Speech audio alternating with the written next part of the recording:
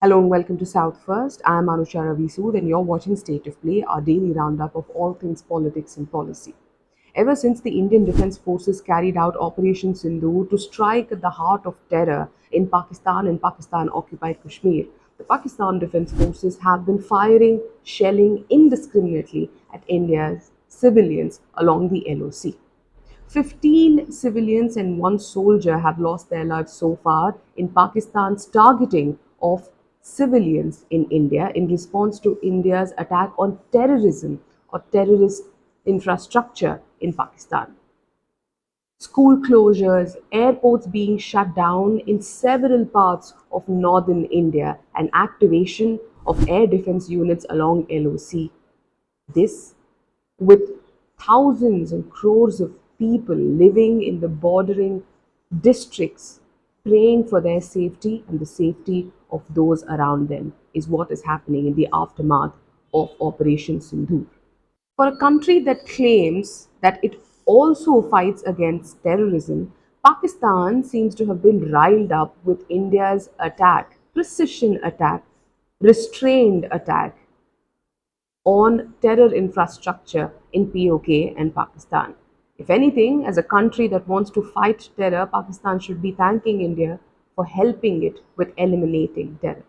India's Operation Sindoor is estimated to have eliminated close to 100 terrorists in 9 different locations in Pakistan and POK. But Pakistan has called this an act of war. Since Operation Sindoor, indiscriminate firing has been reported, especially in Poonch of Jammu and Kashmir. Pakistan has been firing and shelling along the LOC, causing civilian casualties. More Indians are losing their lives due to Pakistan's shelling.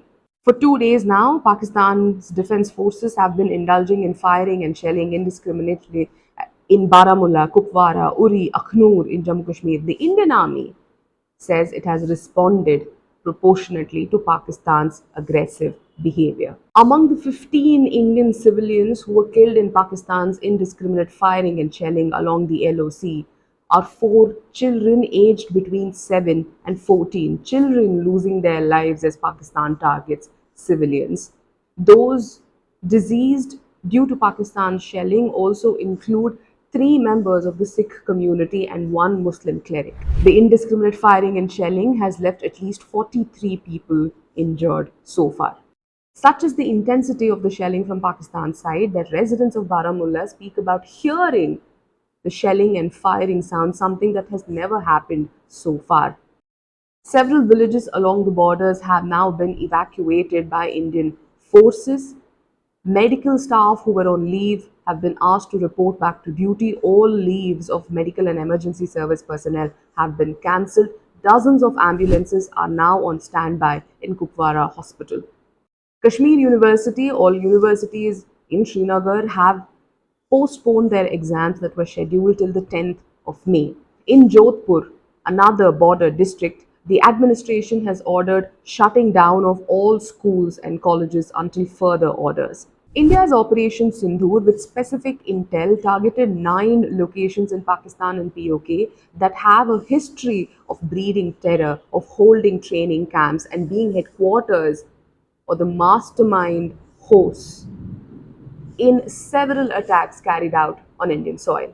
On Wednesday, when the Indian armed forces gave the country and the world a briefing about Operation Sindoor, a retaliation to the terror attack that killed 26 innocent lives, including 25 Indian citizens and 1 Nepali citizen in Pahalgam of Kashmir in April.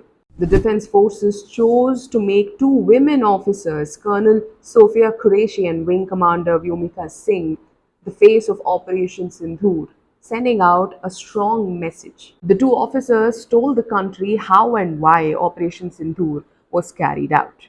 It was a clear message to terrorists that Indian soil will be protected at all costs and terror has a price to pay. The 9 targets by Operation Sindoor included strikes on Barnala camp in Bhimber, that is in Pakistan occupied Kashmir, seen as a training ground to terrorists in weapon handling and IED making by the LET, the Lashkar-e-Toiba. In Muzaffarabad of Pakistan controlled or Pakistan occupied Kashmir, Sawal Nala camp, yet another training ground for LET, was struck by Operation Sindoor. In Saidna Bilal camp, which is identified as a Jaish-e-Mohammed facility that is used as staging area besides training terrorists, was also on target. Markaz Taiba in Pakistan is known as the host for Hafiz Saeed led LET headquarters. Terrorists behind the 26/11 attack received training here, including Ajmal Kasab. Kotli in POK, yet another LET training ground, was a target. Abbas camp, known as the nerve center for training of suicide bombers, was attacked under Operation Sindoor. The sixth location was Gulpur camp, a base for terrorists operating in Rajouri and Poonch sector. Sialkot in Pakistan was the seventh target. Maimuna Joya in Sialkot of Pakistan was also a target of Operation Sindoor and is identified as a key training facility used to revive terrorism in Kathua and Jammu region. Sarjal camp, known to host JEM terrorists, was also on target for Operation Sindoor. Sarjal camp hosts terrorists who killed four Jammu and Kashmir cops in 2025 and were trained there. India's messaging was simple. India will respond to terror and take its fight forward. As India attacks terror training camps and terrorist facilities in Pakistan and POK, Pakistan has chosen to attack Indian civilians, once again causing casualties on the Indian side. Those who lost their lives in Pakistan's indiscriminate firing along the LOC were as innocent as the tourists who were killed by terrorists in Pahalgam. Pakistan has escalated this matter. As the country stands united, leaders in India, including those in the ruling dispensation as well as the opposition, have stood in solidarity with the armed forces. No country wants a war. In this age of technology, modern warfare comes with it, with much more wars, horrors, and violence than the world has ever seen before.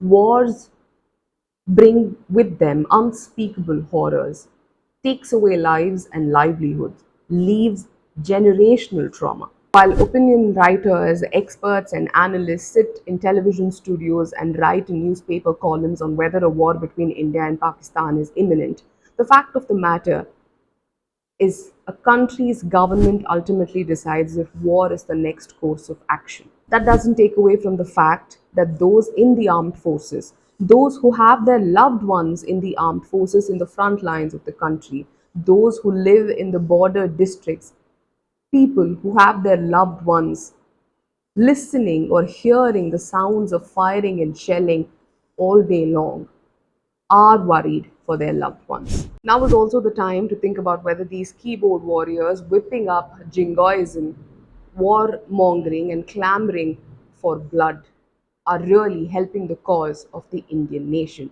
especially at a time when the Indian government has asked for social media monitoring for any anti-India activities. Anything against interests of India need to be dealt with an iron hand in times that are sensitive as this. But this perhaps should also apply to those pushing for violence. At a time, the government is showing great patience and restraint. Thank you for watching State of Play. Do stay tuned until we come to you with yet another episode.